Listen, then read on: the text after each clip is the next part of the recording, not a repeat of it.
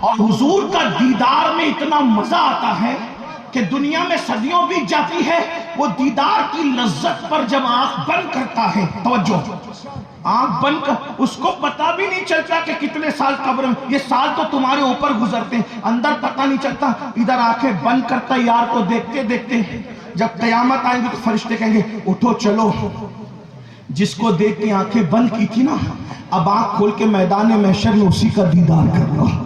یہ ہے مومن کی موت، یہ ہے ولی کی موت۔ حضرت پیر نصیر الدین نصیر نے بہت خوبصورت لب و لہجے میں کہا تھا، قبر کی نیند سے اٹھنا کوئی آسان نہ تھا، قبر کی نیند سے اٹھنا کوئی آسان نہ تھا، ہم تو محشر میں انہیں دیکھنے آئے ہوئے ہیں، ہم تو محشر میں، تو یاد رکھنا یہ ولیوں کی مخالفت کیوں ہو رہی ہے؟ یہ ان کی قبر تو مٹی کا ڈھیر ہے، یہ تو ناک پہ بیٹھی مکھی نہیں اٹھا سکتے۔ آج کل یہ یوٹیوب پر فیس بک پر بیٹھ کر کے 1857 کے بعد کے نابالغ محققین بک بک کرتے ہیں، کہا قرآن کی آیت پڑھ، محقق صاحب قرآن کی آیت پڑھیں کہ یہ ولی لوگ تو ناک پہ مکھی جو بیٹھتی اس کو نہیں ہٹا سکتے۔ کون کہہ رہا ہے؟ بولے اللہ صاحب کہہ رہے ہیں کہ یہ ولی ناک پہ بیٹھی مکھی نہیں ہٹا سکتا۔ میں ایک بات کہوں، آپ مجھے یہ ثابت کر کے بتا دیں کہ آخر نزول قرآن کے وقت تو کون سا ولی تھا؟ مکے والے جس کے مزار پہ جا رہے تھے اور قرآن اس کے خلاف باتیں کر رہا تھا، ذرا ہمیں بھی تو بتائیں، ہماری معلومات میں بھی تو اضافہ ہو۔ 1857 کے بعد کے 200-300 سال کا ذخیرہ لے کر کے پھدکنے والوں، ہمارے پاس 1450 سالہ ذخیرہ موجود ہے۔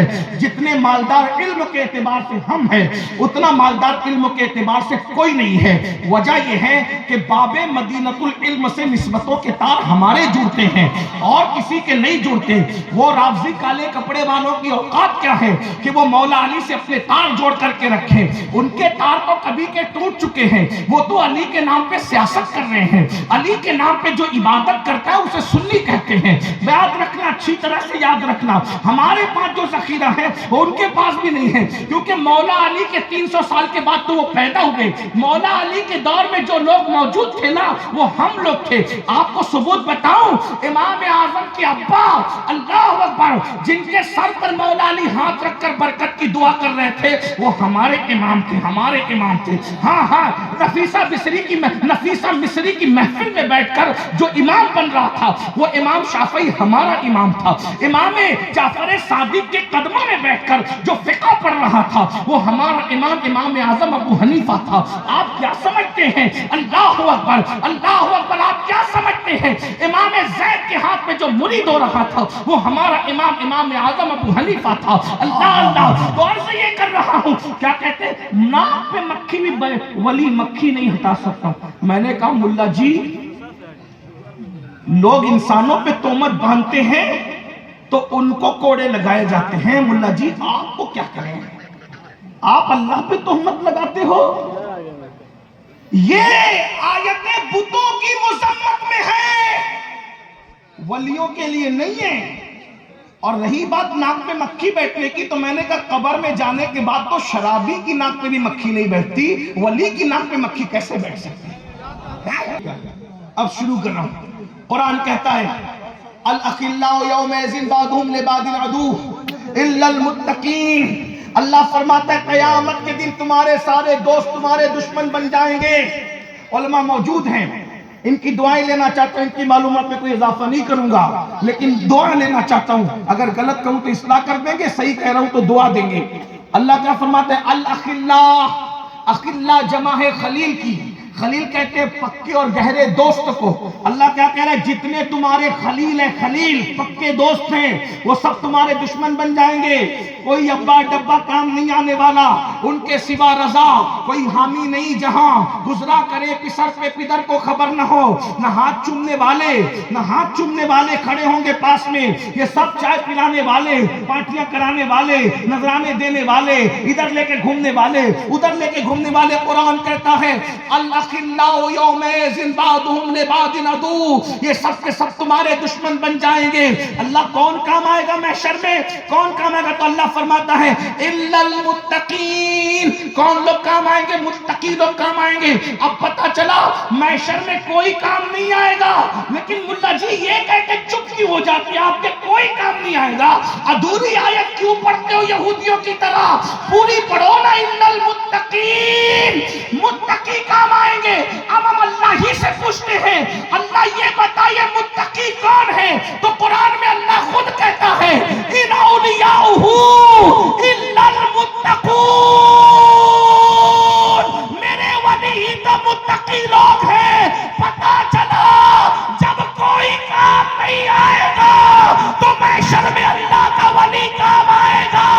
جو ولی قیامت کے دن خدا کے عذاب سے بچا سکتا ہو وہ ولی دنیا کی مصیبتوں سے کیوں نہیں بچا؟ ابھی میں نے فرید الدین عطار کی کتاب نہیں پڑھی۔ یا رسول اللہ بھائی نعرہ لگاؤ تو ایسے مردوں کی طرح نہ لگانا، نعرے کی توہین نہ کرنا۔ نعرہ لگے تو یہاں سے وہاں تک ایسے جواب دو جیسے علی کے غلام جواب دیتے ہیں۔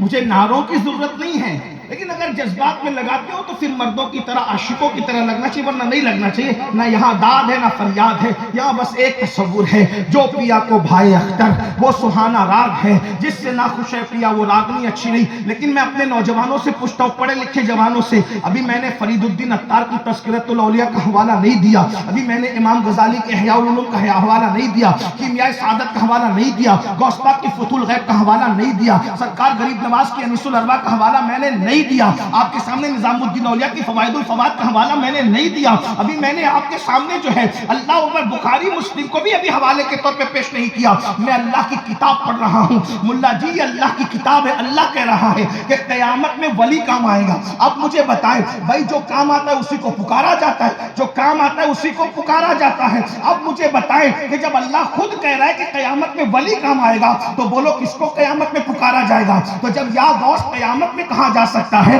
تو یا غوث دنیا میں کیوں نہیں کہا جا سکتا؟ بولو بھائی پکارا جائے گا کہ نہیں پکارا جائے گا؟ متقی کام آئے گا۔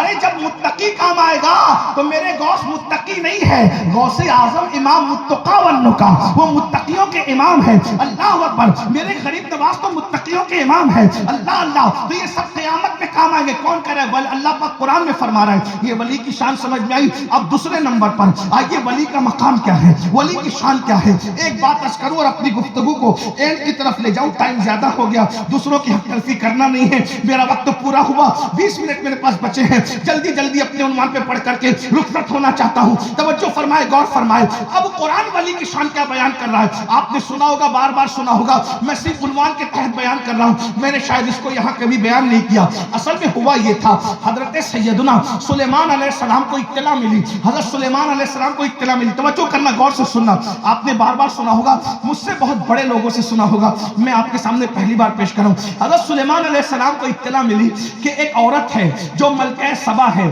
اور وہ پورے ملک پہ یمن پہ حکومت کرتی ہے، اور یہ خبر کس نے دی پتہ ہے؟ یہ خبر حدود نے دی۔ کس نے دی؟ حدود نے۔ اب سورۃ النمل کا خلاصہ پیش کرنے لگا، علماء کی توجہ چاہتا ہوں دعا کے لیے۔ حضرت سلیمان علیہ السلام نے دیکھا